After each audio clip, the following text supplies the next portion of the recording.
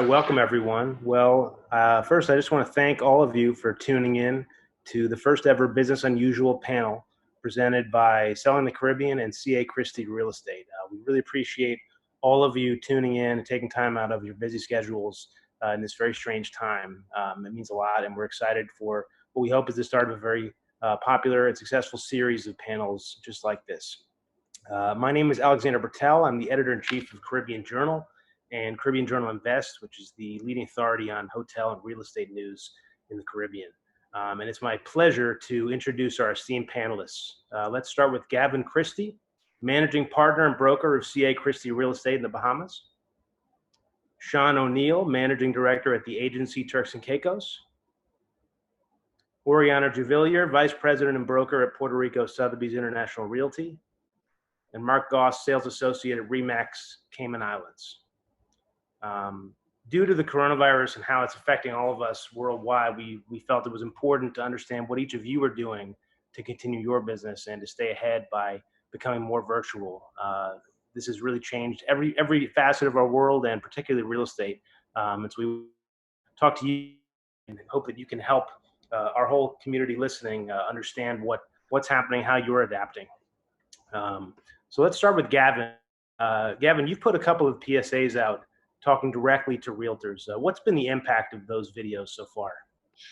Yeah, Alex, first of all, thanks for helping us put this together. But you're right, so when this pandemic really started to hit home, and I noticed that all the global borders were closing, I saw this as a huge opportunity, because I realized that the first in my career, and I'm sure the first in many other brokers and person's career, it's the first time that you had the entire world sitting down at home in front of a computer or in front of a smart device. And so I saw that as a huge opportunity to have a captive audience, because whether they liked it or not, they were home, and their output was really the internet, and so I started to put together some content, and the first video I wanted to put together was something geared towards my colleagues, and really that, don't, and the title was "Don't Panic, Plan." In a pandemic, a lot of times the first things that brokers, I had colleagues calling me, they weren't sure what to do or how are they going to deal with this. Is the market going up or is it going down? And I just told them, say, guys, listen, now's not the time to panic. It's a time to plan. Now's the time to be more strategic, be more targeted, be more innovative, and more creative, so do not panic, plan. The second video I started to put out, which I thought, because I got a lot of questions from clients, was I needed to let people know that the Bahamas is still open for business. That's very important. They had to understand that we are still doing transactions. We're still doing deals. If you want to buy a luxury house, a condo, or a vacant lot, you can still buy it today. The only thing that's changed is that we cannot physically show the properties, so we have to shift it to an online platform. And then lastly, the last one, which is kind of my favorite one, it hasn't been released yet, but the last PSA that I'm putting out is really talking about social distancing at its finest, and that's the private island market. The private island market is gone, since the COVID-19 has gone hot like fire, because social distancing has become the new luxury.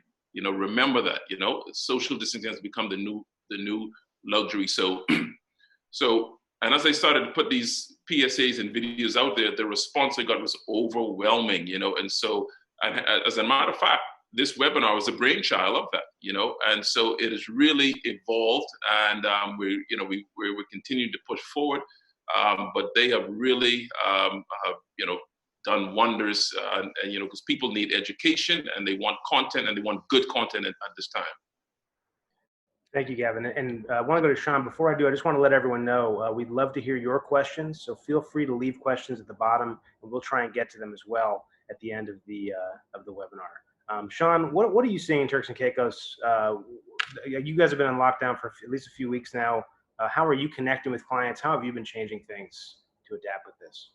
So we came to, lockdown, shelter in place, quarantine, whatever you want to call it, a little bit later than some of the other island jurisdictions. And as a result, we had a little bit of a head start in terms of seeing how they were reacting to it. I know that personally, I had to think as we were going into curfew, how I was going to utilize things like social media. Because I'm cognizant of the fact that for some people, quarantine is harder than it's going to be for me. And so you don't want to be seen to make light when people are in difficult circumstances. But fundamentally, I came back to the fact that whenever I've been in difficult times in my life, it's always humor and lightheartedness and work that kind of got me through it, because we all need to focus on life after all of this. And so we've been using social media to connect with our clients, to use humor and a bit of fun just to help us get through each of the days. And one of the biggest things that we've done, and we've been advising our agents to do, is just get out there and speak to your clients. And it doesn't have to be about work, right? We're all locked up at home. We are all social animals craving engagement. And I think no one more so than real estate agents, because we all love to talk. And so, we've been speaking to people and just catching up. I've been speaking to people who I haven't seen in a number of years, and just, seeing where their life has gone and what it is they want to do. And, I think that in the Caribbean, we were already a little bit set up for this, in the sense that the majority of us work remotely from our client base anyway, whether that's in Europe, North America, or elsewhere. So, we had a catalog of Matterport virtual tours or videos that we conducted of different properties that we represent or we toured on behalf of or with other clients. So we've been able to utilize that catalog and then get in and advise our clients as to what's going on in the market, because it changes every day. We have a 50% reduction in stamp duty here in the Turks and Caicos at the moment. There's a lot of inquiries about that in terms of, that's your one-time property tax. How can I take advantage of that? And how do I remotely go through the purchase process in circumstances where I might be a few thousand miles away? Oriana, tell us a little bit about the situation in Puerto Rico right now. Thank you for having me.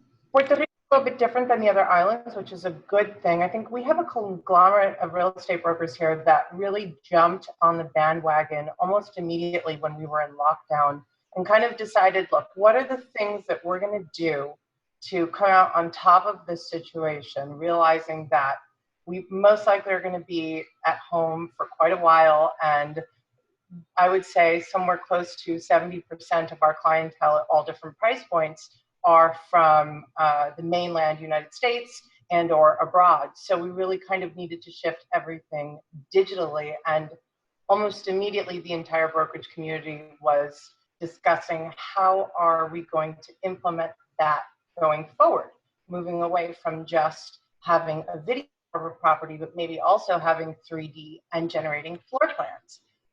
These are kind of not novel ideas, but for Puerto Rico, they were. So it was exciting to see everybody behind that.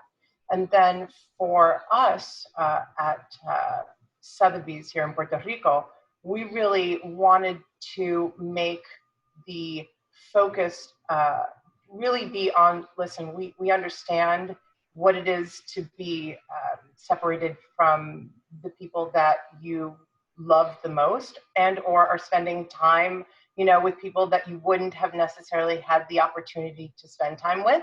So we are doing that one-on-one connection with our clients and other brokerages as well, to say, listen, we're here, we're with you in this together.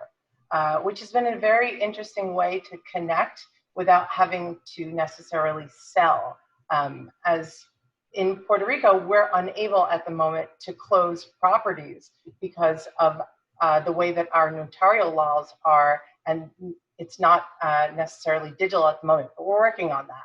So that's something that we're moving forward towards. Awesome. Mark, why don't you tell us a little bit about what's going on in the Cayman Islands? Sure. So it's somewhat similar to the other islands that we are on a lockdown. However, we are blessed that we still can transact on properties. Our land registry, lands and survey is not physically open. However, they're working from home. The attorneys are working from home, and us real estate agents are working from home as well. So we're definitely connecting with our buyers and sellers. I've been in conversations with numerous parties from the United States and Canada who are family from Canada looking to relocate here to Cayman. They lived here 8 years ago and they're looking to move back again. A family in the United States who has bought a few properties with me, looking to purchase some rental properties. So we are also using the virtual tours with floor plans, drone images, professional photography and videos, because we also can't show property.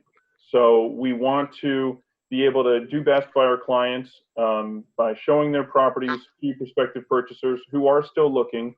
And these are the best ways to do it through the virtual platforms. One question people have been asking is, what can governments do to help spur real estate activity and investment? Have any of your local governments been putting in place any measures to help stimulate the real estate economy? So yeah, I think in Turks and Caicos, our government was incredibly proactive. As soon as they announced that the curfew was going to be taking place, they came out with a budget stimulus package, one of the items included a 50% reduction in stamp duty, as well as waivers of planning fees. And there's going to be reductions in the importation of some construction materials as well. So I think that the government here recognized the fact that we don't have, tourism is our main driver. And regardless of what job you're in, fundamentally that tourist dollar keeps it going. And we don't have a large financial services sector like the Cayman Islands have, or insurance like they have in more in the Bahamas. So when you take those away, the stamp duty that's generated from real estate purchases are important. And the government sought to make sure that the deals that were on the table when we went into lockdown, which haven't been able to close, will hopefully stay there, because that government revenue is incredibly important in times like this.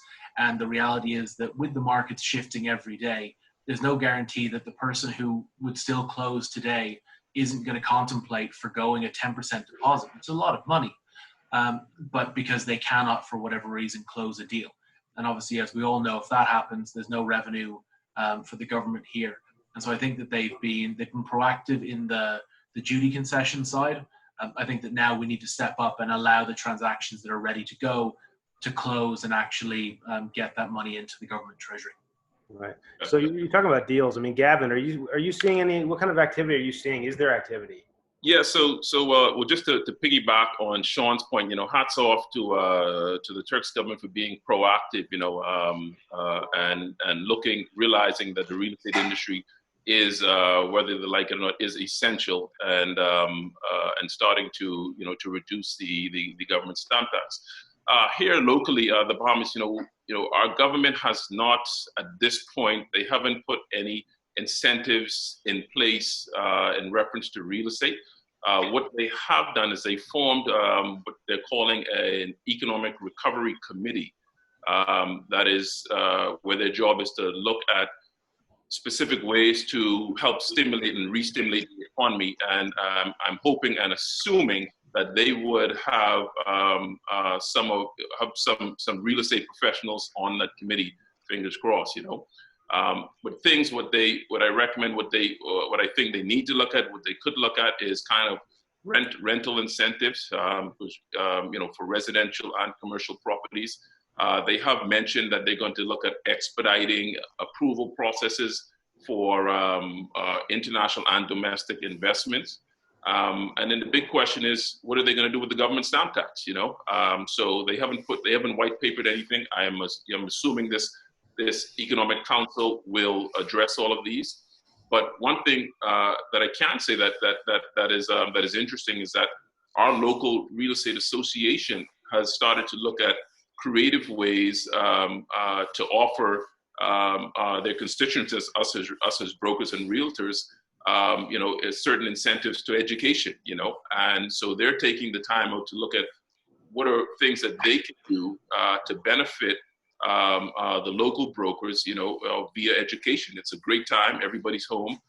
What better time to expand your knowledge? And so I know that they've been working on that diligently, and they've been in touch with the government and reaching out to the Prime Minister. So I'm hoping that we could start to hear something or start to see something on white paper very soon. Great. And so as to the point about deals, Oriana, I'll start with you. What kind of activity are you seeing, if at all, in real estate in Puerto Rico right now? Well, I mean, look, there's a lot of interest that continues to come in. It's obvious that if you're sitting in a fabulous 2-bedroom apartment in Chicago and it's 30 degrees right now, you're thinking, why am I not in Puerto Rico or Grand Cayman or in the beautiful Bahamas? So we're having a lot of interest, which is, I think, expected. I'm sure that's going to uptick when people can start actually being mobile, because then it becomes a little bit realer. Look, I can actually make a decision to make a move. But we are, of course, restrained. We're not able to conclude transactions in Puerto Rico because of the notarial law here that I had mentioned before. And I kind of want to piggyback on what Gavin was saying.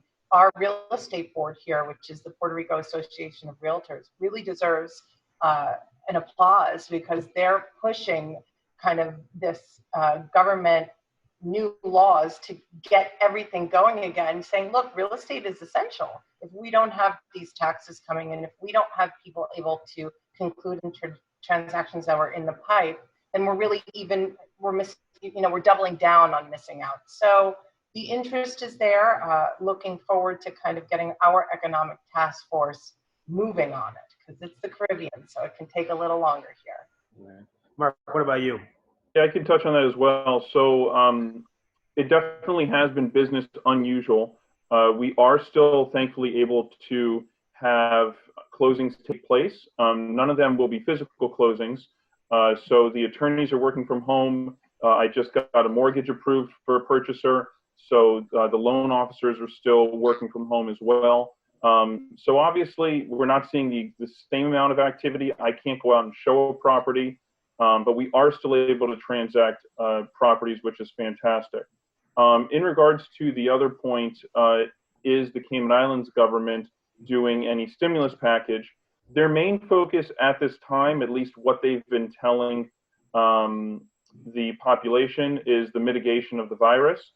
We are having daily press briefings at 2 p.m., which basically the entire island is watching. The government's been extremely transparent and should be applauded for their efforts there. This is a very pro-business government that's currently in place in Cayman. So I do believe there will be a stimulus package of some sorts. It would be great to see a 50% stamp duty reduction, but they haven't announced that at this time. Sean, what about you? Well, similar to Oriana, in the inability to see exactly what's happening with closings taking place proves a little bit of a challenge. But what we're finding is we're getting a lot of inquiries, and that ranges from people who've been here, and the offers that are going in that we've managed to progress to acceptance are people who we've been working with for a while, and they're taking advantage of these stamp duty adjustments that have been presented by the government. The other people who are coming to us who are inquiring about the jurisdiction are either a combination of, some are individuals who are looking to try and take advantage of a kind of corona pricing. And I think I talk to agents in different brokerages all the time to see where the market is going. And everybody's getting those calls.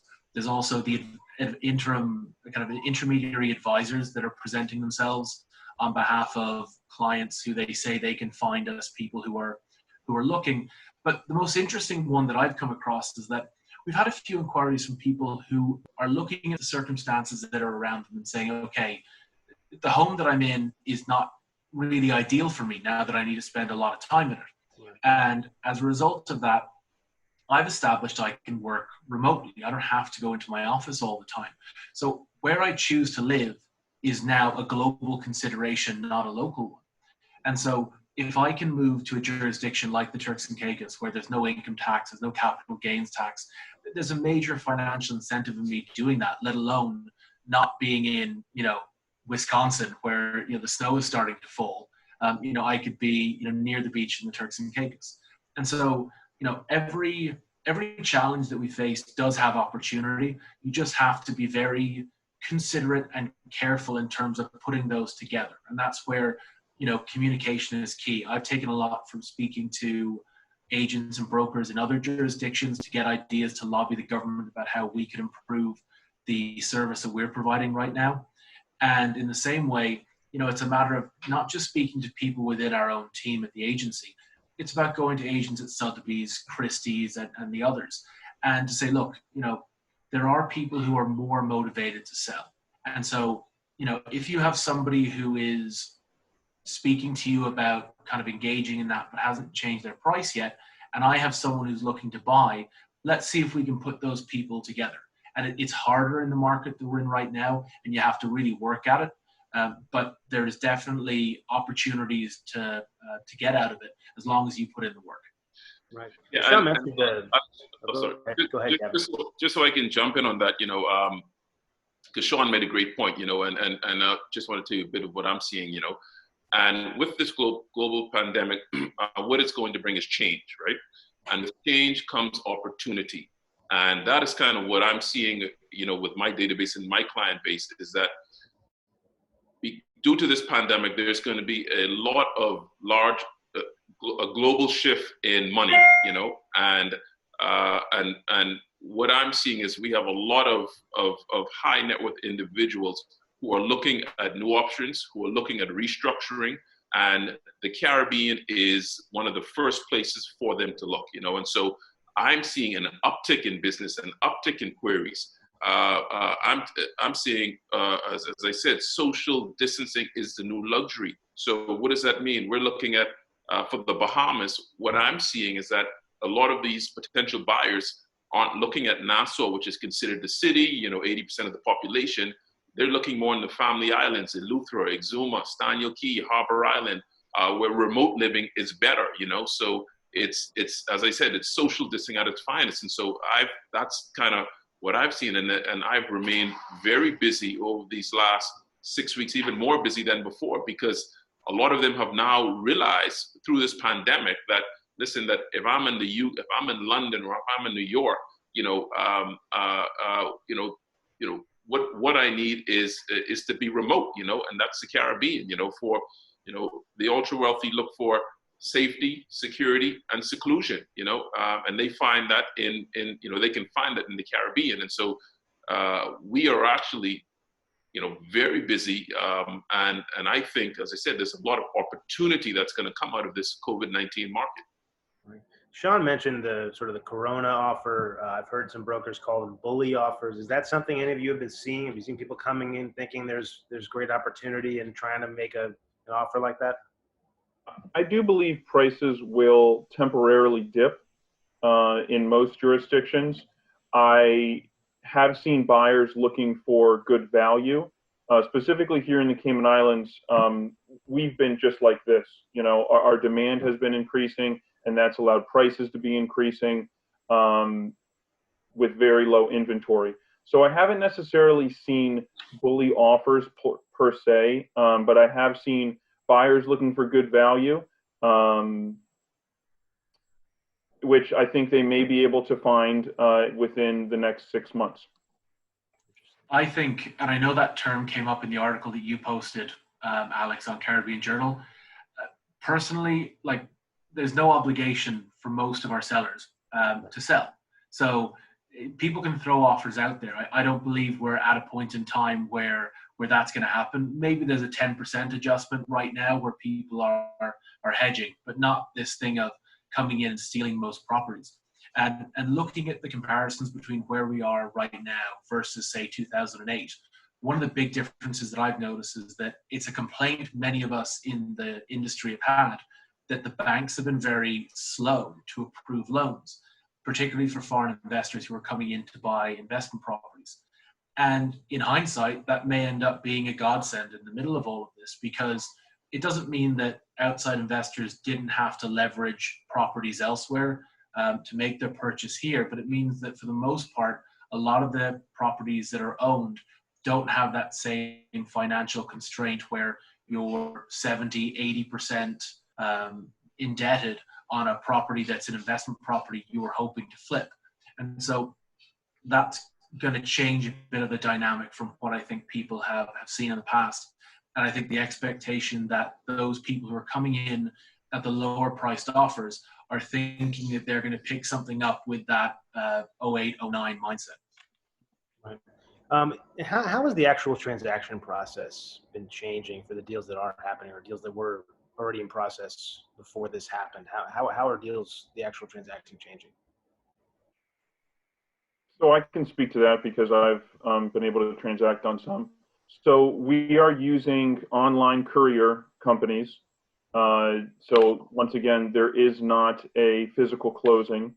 I've actually been seeing the closing take place where at the paralegal's house. Once she has the funds at her law firm, and once she has all the signed and notarized transfer documents, whether those were created on island here or if they were executed in the United States and then couriered down. It's not happening at a law firm's office. It's happening at a law firm employee's house, and the law firm has the funds in their account. At least here in Cayman, we deal a lot with physical checks. We've had to do everything online now: direct deposits, commission, direct deposit, deposit transfers. So the private sector is making it work. I know if in Puerto Rico they allowed it, the private sector, would make it work, and in the other jurisdictions as well. But thankfully, we are able to transact deals here in Cayman. We have a question for Gavin about the permanent residency program in the Bahamas. Can you talk a little bit about that? And is that helping spur any activity in the Bahamas? Do you think it'll actually help more going forward? Yes, so and as most countries in the Caribbean, they have some form of incentives. What we do in the Bahamas is we do a PR or permanent residency incentive, where if a buyer invests $750,000 and above, it allows them to apply to become a permanent residency. And then if that purchase is 1.2 million and above, then it's said that process is fast tracked. So it is a good incentive. I don't know how much of incentive it is now in this current COVID-19 market. I would lean more towards, if I was advising the government, looking at the cost of the sale, the closing costs. The permanent residency prior to COVID-19 was working very well, and it was being persons were utilizing it, so it was an attractive to persons who needed to be residents, whether they're from South America, Venezuela, Colombia, Panama, France, so persons who needed the residency. The permanent residency really drove a lot of that business. Oriana, Puerto Rico has a very strong incentive program. Can you talk a little bit more about that? And have you seen any uptick in interest because of that? Yeah, so Puerto Rico being part of the U.S., right, as a commonwealth, we have the benefits of the infrastructure of the United States, but also some of the windfall of having the opportunity to create our own tax codes. So we have this Law 60, which it's now called, but previously by the name of Act 20, Act 22, Act 273. And these were basically business incentives that were enticing individual investors and corporations to relocate their businesses physically and permanently to Puerto Rico. And so what did that mean? It meant, you need to be here 183 days a year, just 6 months out of the year. You need to have your permanent residence here. You need to open your corporate headquarters here, which was excellent and continues to be, but I'll talk about that in a second, for the economy, because we definitely saw people moving from abroad that were American corporations that had moved offshore 15 years ago, coming back to the United States, since Puerto Rico is the US. So that was excellent for everything, and also for the island. And then also too, we saw a really kind of wealthy mix of cultural investors on a very small level locally start to kind of emerge because they were benefiting from money that was coming from outside. So new businesses, new restaurants, new kind of economy, and a lot of technology that came out of it. So now that none of us can move, a lot of us are now focusing on, so what are the next steps of something like this, where you could relocate from a place where you were kind of on the fence with before, and now you've had to spend 6 weeks in. And then every moment of the day, you're kind of analyzing how you never want to be in this space or in this state or in this area again. And I love how it coincided with tax season, by the way. Nobody said anything about that. So we are seeing a lot of clients continuously writing us about these tax incentives and saying, look, put me on the list. When the Puerto Rican government kind of gets its act together and starts pushing the economic task force to get real estate agents as essential workers out there and, make signatures and everything available online as it's close to, and it should be right now, and we can transact just like Cayman is doing virtually, then we'll really be able to continue this movement going forward with people relocating for the business incentives. So there's a waiting list. People are still interested. I think once people are able to kind of move around, it's going to be a mega movement. So in simple terms, if let's say I'm someone who's interested in buying a home, what advice would you give me? What advice would you give a potential buyer? I'll start with you, Mark, thinking about buying a home right now in the Caribbean. Sure, great question. So there's a lot we can do, even though we're not viewing property. So the first thing a potential buyer needs to do is get engaged with an active and dedicated real estate agent, okay? The real estate agent is going to be able to educate them on the market, also educate them on different districts or areas within a given island. So get hooked up with a good agent, learn about the market as much as possible. Also speak with your bank if you're seeking financing. Get some sort of pre-approval, whether you're going to be investing 500, 750, a million, 1.5 million. So learn your budget, and then also learn what type of property you're looking to purchase. Is that going to be a single family home with 3, 4, 5 bedrooms?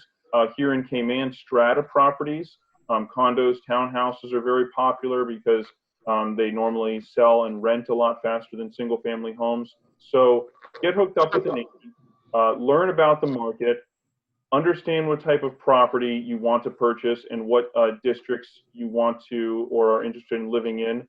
Speak with your loan officer, and then when the economy opens back up, when curfew and lockdown is lifted, you're able to hit the ball rolling, set up showings, and hopefully get an offer and a purchase shortly thereafter.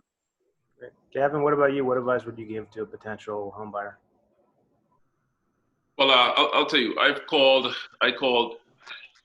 put a list together, 10 of my top clients, and I told them, I said, guys, now's the time to go, and I've told them to use this, unfortunately our borders are closed, so they can't travel. So I said, but now's the time, use this time wisely to start to do your due diligence, majority of the sales process generally starts online any which way. So connect with a local expert in your market and use this time to work with them to do your due diligence. So by time as the market opens up, you've already done your groundwork. And so the only thing you're coming in to do is take a last walk through the property, and it's either a yes or no. And so I've told them that now's the time. It's not time, and use the time wisely to do to ensure that you do the proper due diligence on whatever the property investment is. Sean, what about you? I mean, I think the biggest thing is that every jurisdiction in the Caribbean is different. The way in which the laws operate, the way in which property ownership operates is different. And so, as Mark and Gavin both said, the first thing, get your trusted advisor on the ground, right? Your realtor is your first point of contact into that market. And they're not just going to be the person who's showing you the house. They're going to be the people who you ask, okay, well, what attorney should I use? What inspector should I look at? What engineer should go through it? What is the history of some of these properties. When you've been on island long enough, you know more than anyone's going to be able to find out on the internet, because you've seen what has developed over time, and you know who you can trust and what you can go with. And I think that to part of what Gavin said, I mean, there is uncertainty in the market right now, and when there's uncertainty, there's an opportunity for some purchasers to step in, particularly at a point in time where here in the Turks and Caicos, there's a limitation on how long their stamp duty limit is going to be there for. And so, I have people who I've worked with for years who've gone back and forth on properties, and now is where they've looked at it and said, okay, this isn't the moment for me to hesitate. I've got to make my move. I know the property I want. I've been in it. I just haven't pulled the trigger. Now I've got the financial incentive to really push ahead, where a seller is going to be more lenient on their pricing than they may have been before. Interesting. Now, we have a question from the audience, from Matt. He says, "How are you seeing buyers trying to renegotiate prices and terms since the pandemic? We're seeing quite a lot of that here in New York. Are you seeing any of that?" We've had murmur of it. I mean, obviously, people aren't really in a great position to negotiate right now without the sales coming up, but it really varies from property to property. And I highly doubt there's a single deal on the table where a buyer is not at least asking the question of their realtor and their attorney. But if they're already at a point where they have the contract signed and the deposit paid, there's not really much movement for them in that respect. I think that with people who have conditional offers on the table or who were in negotiation, there's definitely been a complete reassessment of where they are on pricing. I agree with you on that, Sean.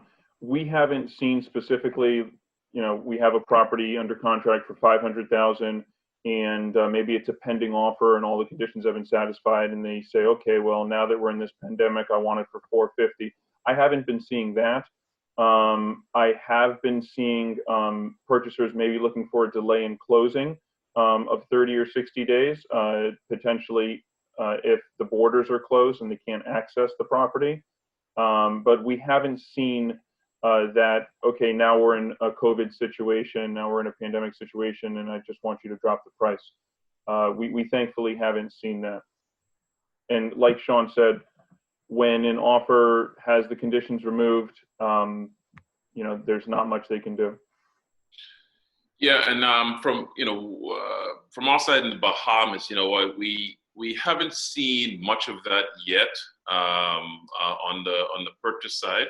What we have seen, and what I have seen personally, is more so on the rental side, where we have tenants, whether it be residential or commercial, who are looking for rent credits or looking to sit with their landlords and renegotiate the terms, and especially think about it on the commercial side, you have these large commercial entities that are paying rent $40,000, $50,000, $60,000 a month, and now their operations are closed, and so the problem is nobody knows how long, and that's the issue, and so they look to so we're seeing it a lot on the rental side at this point, but not so much on the sales side. Oriana, I want to start with you. What do you think will be the lasting changes of this on the real estate industry, if any, when we actually all get out of this? What big changes do you see happening? Innovation, endurance. I think people really need to dig deep. Our industry is such a mixture of the industry professional who's been working for 50 years and knows everything about the market and can tell you everything about the house down the block. And then the kid that just got out of college and started yesterday and is gung-ho about, changing the real estate scene. So that mix is very interesting now since everybody is grounded. And we really can't move. And I think that that's across the board globally, right? Whether you have a lockdown in your state or in your country or you have a curfew. So now we're really having to look at how do we reach people one-to-one? And that doesn't necessarily mean sending an email saying, buy my listing, it's 1.2 million, it's got a bathtub that makes you dream. But maybe it's about the more personal connection. And then what does that mean technologically.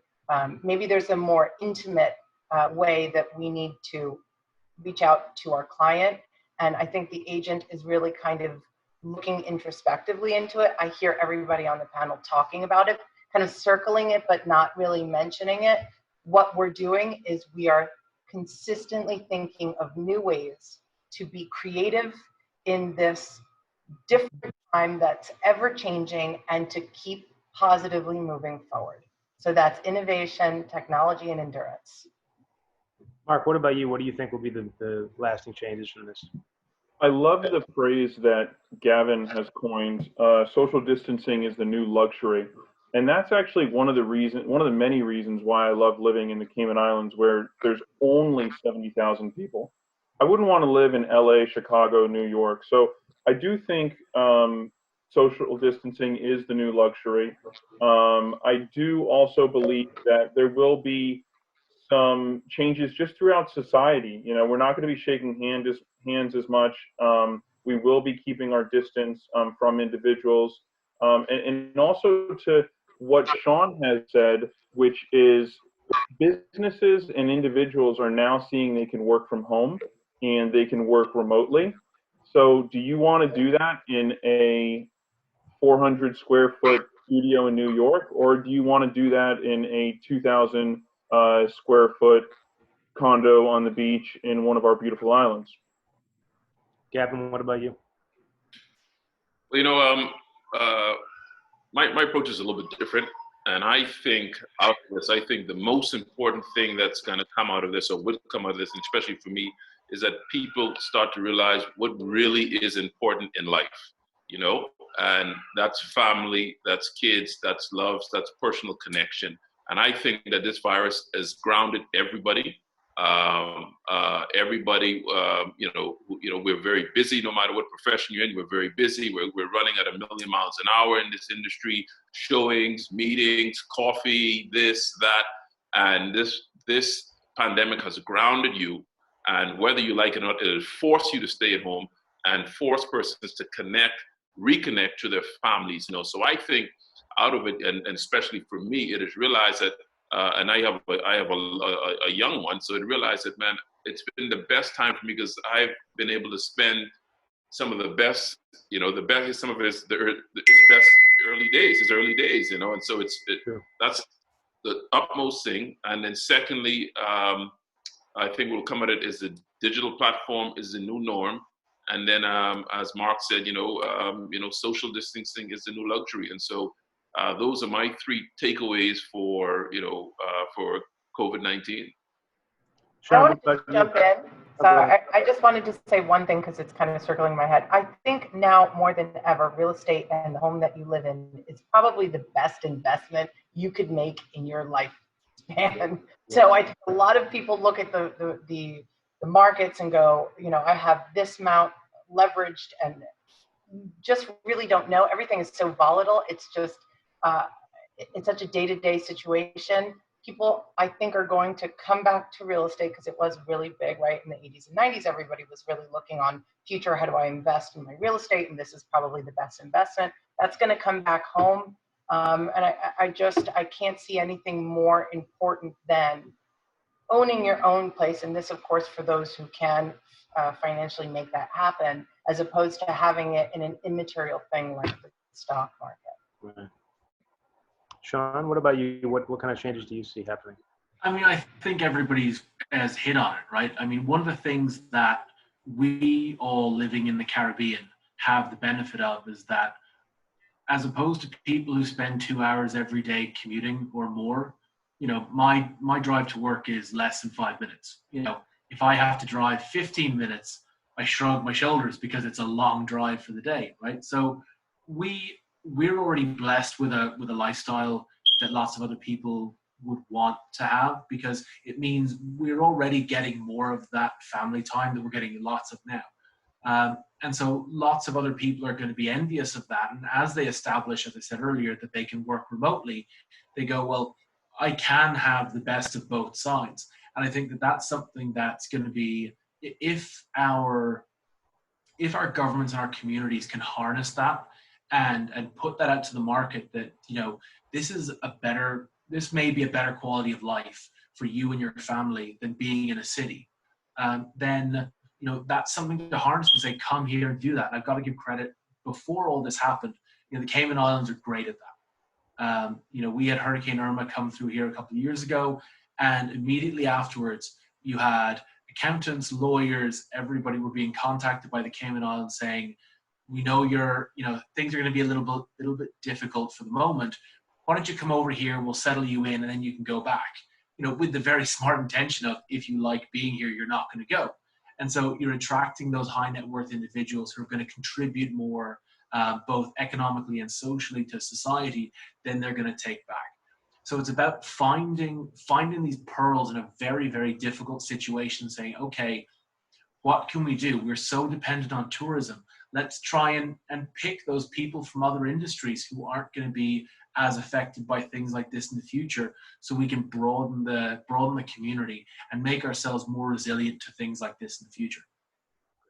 So we have a couple questions from the audience. We have a question from Siobhan Johnson, who wants to know, what is the age range of the buyers you're seeing in the market right now? I'll put that to the group. 30 to 60.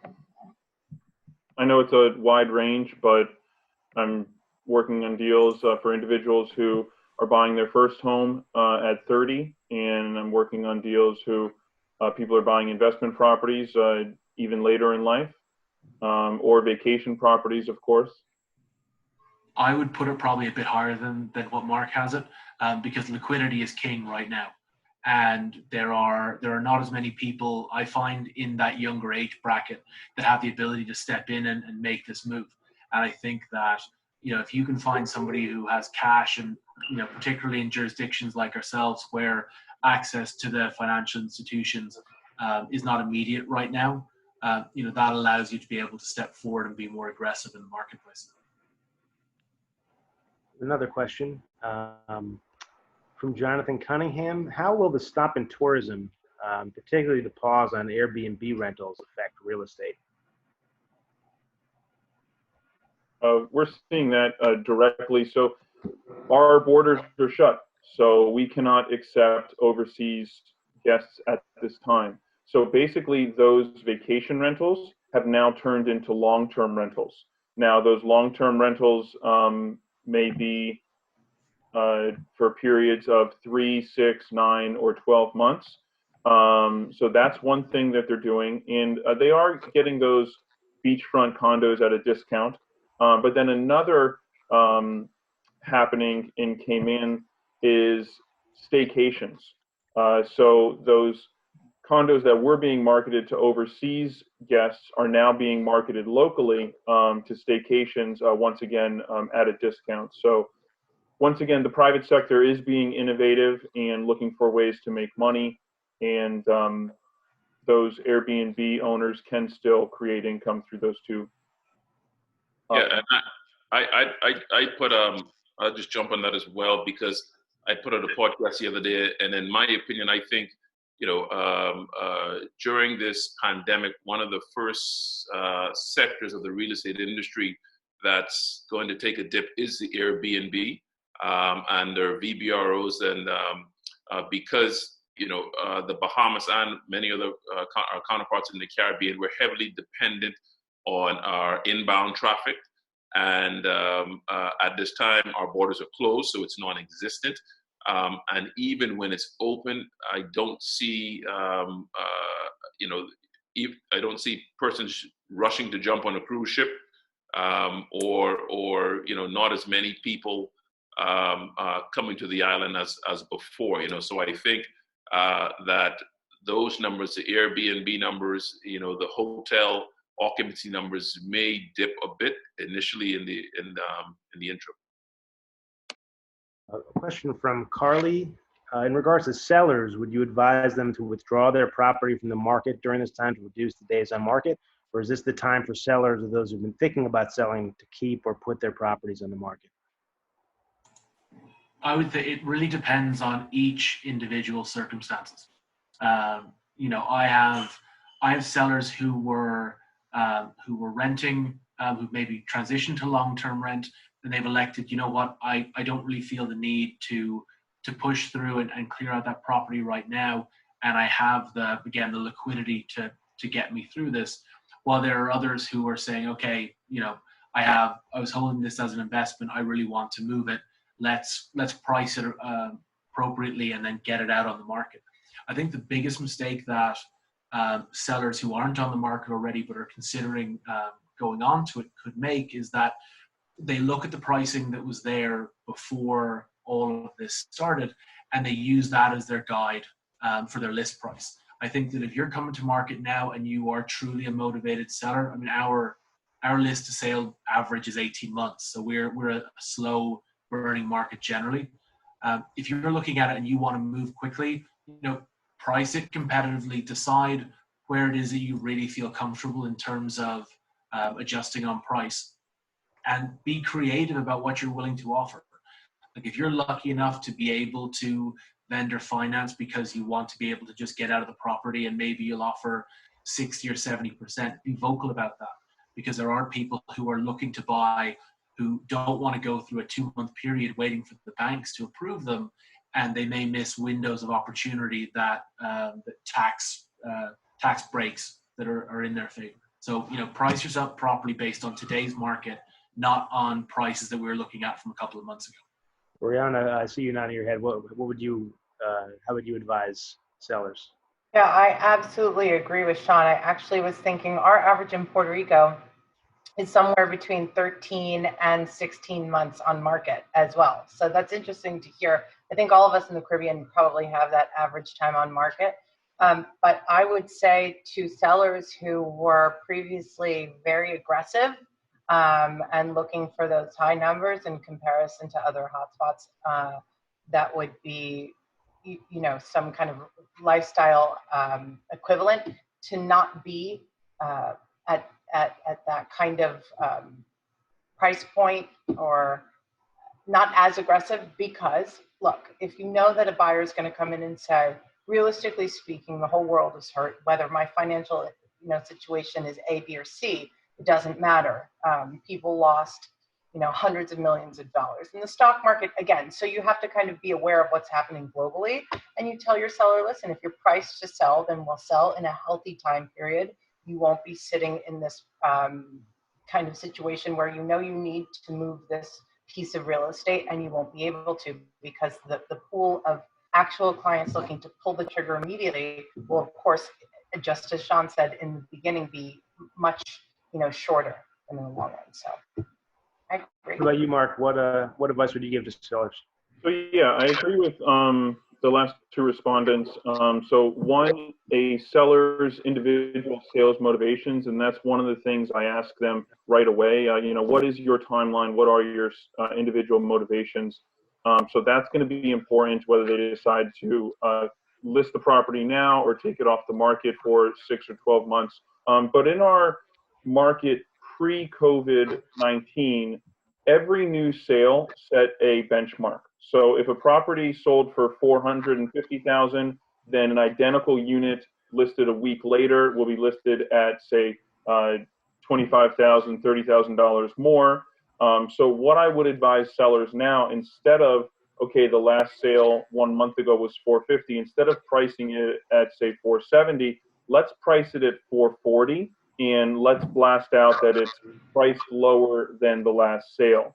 So I believe if you do that, you would get the attention of a buyer, and you're still going to be getting a fantastic price, because you're getting a very similar price to pre-COVID-19, which in our market has been up about 30% over the last short years.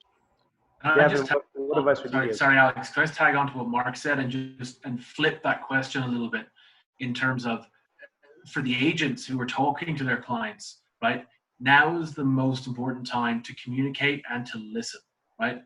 That you need to be able to, accurately understand what the motivation of the seller is going to be in order to give them the best advice. Now, that rings true whether we're in the current circumstances or before, but it becomes more and more important because people's circumstances change on a daily basis. You need to stay on top of it.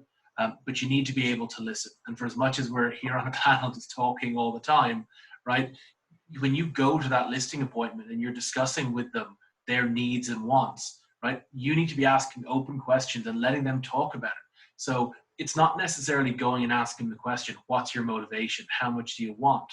It's talking to them about the other things that are going on that are going to give you a fuller picture of where they really are and allow you to give them that solid advice. It's not just predicated on dollars and cents. It's on an educated understanding of what it is they're looking for. Gavin, what about you? What advice would you give to sellers? Yeah, so it's a very case sensitive topic, but most of my clients, most of their properties are non-mortgage or non-leverage, and so I'm telling them that listen, that now is the time to go.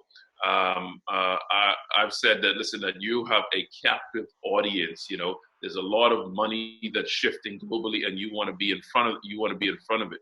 And what I find is that those who are shopping in a COVID-19 market, those buyers are serious. They're not, the COVID-19, or pandemic or market. What it does, what I've seen is it kind of eliminates a lot of the tire kickers. And those guys who are shopping and looking, they're generally serious buyers who are looking to do serious deals. And so I'm telling a lot of my clients, I say, guys, I say, you won't find, you won't find a better time than now to go in the market, especially in the luxury space. There are lots of people that are looking to move money and looking for different investments, and the Bahamas and the Caribbean, as I said, is top of mind. Interesting. Oriana, what do you think? I agree. I think, look, a lot of it is going to be a lot of hand-holding from us as brokers, right? We're going to have to continue our education. Our markets are always changing. Right now, even though it feels like a day might be a year, but the amount of things that are changing, I mean, some islands are having press briefings every single day at 2:00, which is kudos to you, Marcus. That's great. Wish we had that here, but it really has to be a lot of that hand-holding, and then kind of understanding that some sellers might say to you, look, I really need to sell, but you need to understand maybe that means I really need to sell, but it can take 6 months or it can take a year. And you do have aggressive buyers. At Puerto Rico Sotheby's International Realty, we've had a lot of buyers calling in saying, look, I want a great deal in Puerto Rico. And it's interesting. I've seen the phrase, I want a COVID deal. That's weird, but I've seen it in emails.